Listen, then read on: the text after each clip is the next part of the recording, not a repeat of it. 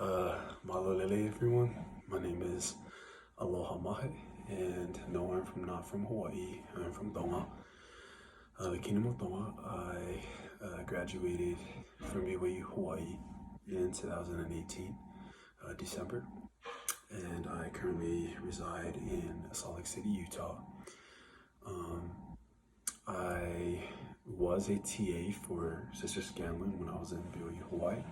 So I'm grateful for the opportunity I have to help her with answering just a few questions relative to my career currently in auditing. I currently work for a accounting firm, a regional accounting firm here in Utah called Tanner LLC. So if you're thinking of coming to Utah, join the family. It's a really great firm. But anyways, I'm grateful to answer a few questions that Sister Scanlon has asked. I answer, and so we'll just dive right into it. First question is, what was your career path after you graduated from BYU Hawaii? To be honest, up to the point where I graduated, I had no idea what I wanted to do with my life. It's funny because all I knew is that I wanted to do something accounting related. I just wanted a good job. I just wanted to go back to my country, wanted to go back home. And so that's exactly what I did. I went home and like I said, I just wanted to do something accounting related, and I saw a job opening for the Ministry of Revenue and Customs, which is basically the IRS in Tonga. And I saw an auditing job open, and I remember taking an auditing class with Sister Scanlon. I was so confused what was going on, it's to be honest, but I did know that I liked it better than tax, and so I decided to apply for this job, and eventually got it. And I worked in the Ministry of Revenue Customs for about 7 months before my parents encouraged me to pursue further education, which led me here to Utah to get my master's degree up here at the U, my MAC. And so, yeah, long story short, answering that question, I apologize of what my career path is after. I'm currently an auditor, and I mentioned that earlier, and it is something that I love to do. I'm still learning a lot, but that's what I love is always having the opportunity to learn and to grow, and I feel like that's what public accounting, specifically auditing, has offered. And so yeah, that's me. Did you have 150 credits? For most of you that's taking accounting classes, I don't know if you know about like public accounting as much. I didn't know as much as I do now about public accounting when I was doing my undergrad. So like, in order to be a successful public accountant or into public accounting, you have to be CPA certified, so you have to take an exam. So I usually compare it to like the bar exam for lawyers. This is for accounting, for accountants. And so I did not graduate with 150 credits. As most of you know, in order to graduate with an undergrad or a bachelor's degree, you need at least 120, and that's what I did. I did the bare minimum.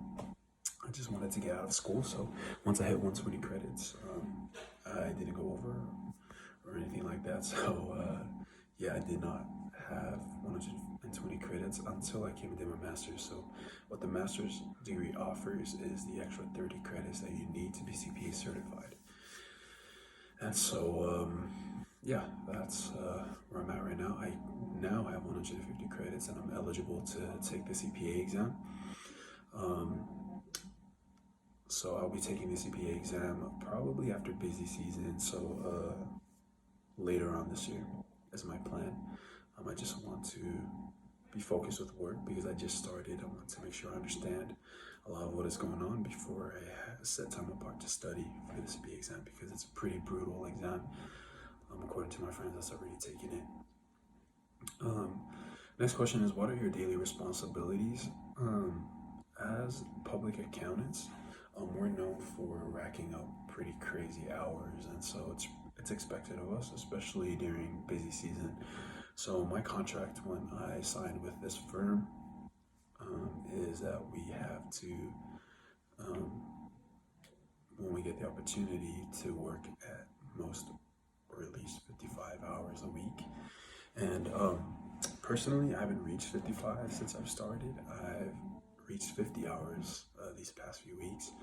Um, and so it sounds pretty brutal, but you learn so much and you grow a lot with your understanding of certain principles and certain procedures related to the profession. And so I'm not complaining yet, but yeah, that's why I chose audit, because there's just so much to learn and to do and grow. And so we have clients that we work on.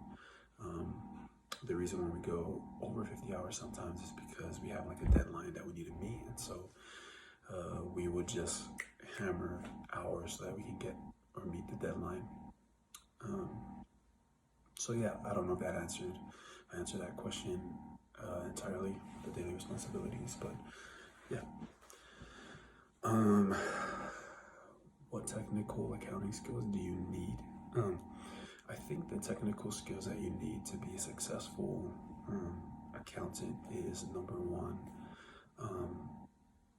Of course, is knowing how to use Excel. I think as auditors, we use Excel quite often and quite a lot, because when companies or clients submit their financial statements to us, they usually present it in like in an Excel, and sometimes they just throw information to an Excel, and then there's just the information is scattered. So it's our job to like decode that and try to make it into something that we can understand and go by or use. And so having Microsoft Excel skills is pretty vital, I would say, and it's helped me so much with knowing what to do and how to sort data and stuff like that to make it more readable and easy for me to understand and to use. I think that's a very important technical skill. Another is knowing how to use PDF,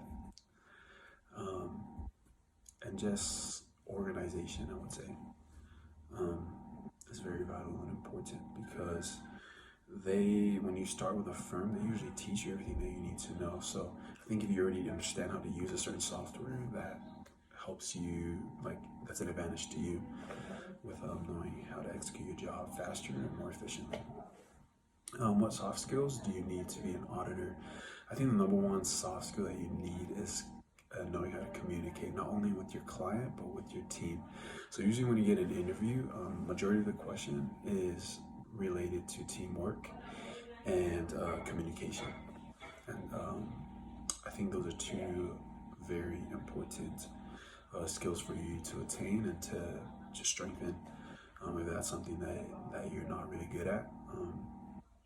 Because most firms, when they interview you, they're trying to look for someone that they want to place with the client, that they're comfortable and trust to put with the client and to make the client happy, because no client, no business.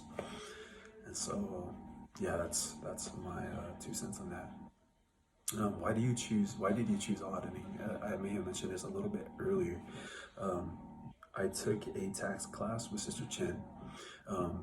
I love Sister Chen. She's amazing. I like the class, but comparing it to auditing, I was less of a fan with taxes. So I knew I didn't want to do taxes. I just didn't want to sit in an office all day and crunching numbers. That's just my personality. I'm like outgoing and like to talk with people. So that's why I chose auditing, because you interact with the clients pretty often. And also traveling. I love to travel. So when you have a client that's out of state, they send you there with your team, all expenses paid for. So I don't mind traveling.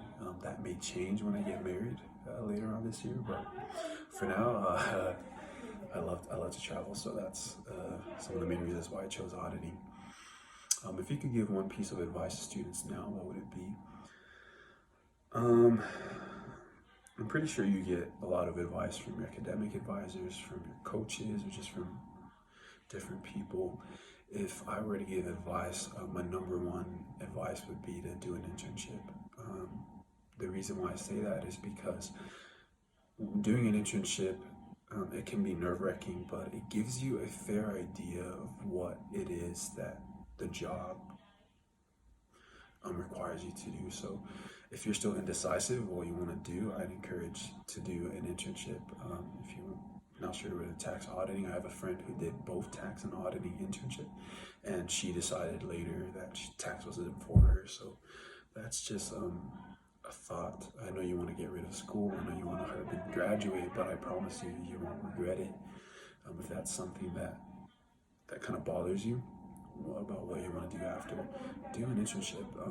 It's nerve-wracking, but it's expected that interns are not fully aware of what they're doing, or like, they don't really get hammered or do something wrong. I mean, they are interns, they're not part of the company yet. So that's my number one advice to you, is if you get an opportunity or a chance, do an internship to see if that's a profession that you want to do, and like just get your feet wet. And yeah, my last advice would be those classes like teaching communication skills and like working on your technical skills. Try to work on those as much as you can. And for my Pacific Island brothers and sisters, please use the degree that you have after you graduate and strengthen the skills that you've learned attaining that degree. And what I mean by that is, don't graduate with a degree in accounting and then go and do nothing with it. I mean, there could be so many other students that are waiting for that opportunity, and fortunately you have that. So just use the blessings that Heavenly Father gave you, and just use those opportunities that you have as much as possible. And I promise you won't regret it. So yeah, that's pretty much everything. I wish you the best of luck with school. I promise you that your hard work will pay off. And if you have any questions, I'll give my email to Sister Scanlon so that you can reach out to me for any personal questions you have. Whether you want to pursue a career in auditing, I'm more than happy to answer any questions. And if you want to do a master's degree and have questions, I'm here to answer any of those questions as well. If you need a referral or just need a friend to talk to, I'm pretty known for being a good listener.